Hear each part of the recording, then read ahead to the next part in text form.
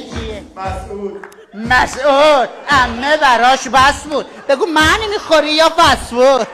قربونت مسعود جونم. مسعود جواد تو چی بودی؟ وحید.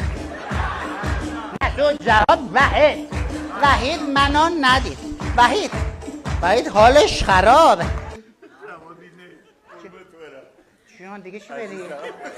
فدات بش آقا جواد قربونش بشم من. وسط نشسته داره کارو هندل میکنه. دنده قربون چشات بنده. نرخ اون چشات چنده؟ جواد اشک تو پاک نکن. جواد منو تو هلاک نکن. جواد سینه رو چاک نکن.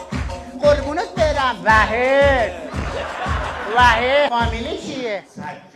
سجاد. کار میکنم امشب وحید بریز پرچاد.